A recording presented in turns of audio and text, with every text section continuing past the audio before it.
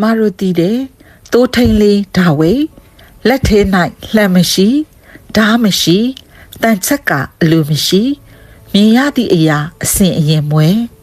သိုးထိန်လောက်လွယ်ကျမတို့တည်တဲ့လူငယ်လေးဒါဝိဟမ်မရှိပန်မရှိပါရှိသည့်အရာတစ်ခုတည်းဖျားနာမတော်ပဲထိုနာမဖြင့်တိုက်ခိုက်ရာချက်ချင်းအနိုင်ရကဖျားချီးမြှောက်ကောင်းကြီးပေဒါဝိအတောင်းတောင်းဖြစ်စေတည်းမိတ်ဆွေ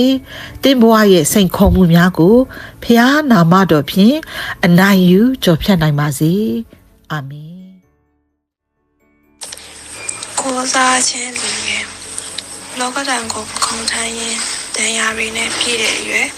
ဒီတန်တွေကိုကိုတော်ရှင်ကကုထမ်းပေးကပေါ်ပါစေတယ်။ရှောက်ရင်းနဲ့ပင်ပန်းရင်းနဲ့အနာဂတ်တွေပျောက်တဲ့အရွယ်ဒီလိုအချိန်ဝဲကိုတော်ရှင်ကလမ်းပြပေးကတက်မှတ်ပေးတယ်။အပြောကိုရှာအပြက်တွေကြားရောက်မှမသိရောက်တဲ့အရွယ်ဒီလိုမဖြစ်အောင်ကိုတော်ရှင်ကကာခွဲကားရဲ့စောင့်ရှောက်ပေးတယ်။လူငယ်မောင်မဲတိုးတွေများကွယ်ကိုတော်ရှင်ကိုကိုးစားလို့ရင်ခွန်အားပြည့်တစ္ဆာပြည့်နဲ့အမှုတော်များအတွက်စက္ကန့်ကြမယ်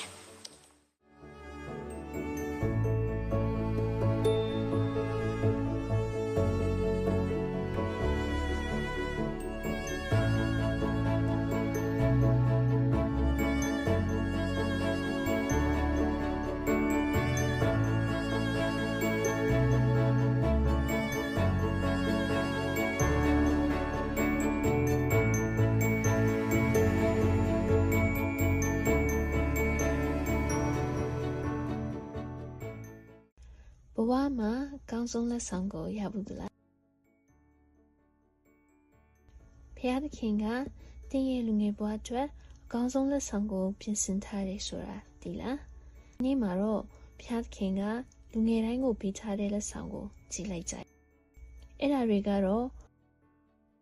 ခွန်အားတဲ့မျောလင်းချက်တောက်ပတဲ့အနာခက်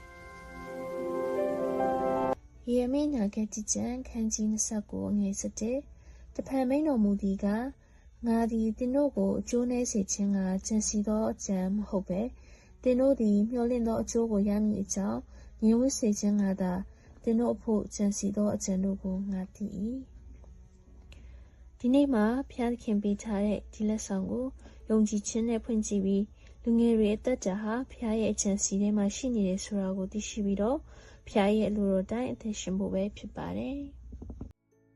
တင်ဤအရွယ်လူပြိုဒီကိုအဘယ်သူမှမထီမဲ့မြင်မဖြစ်စေနှင့်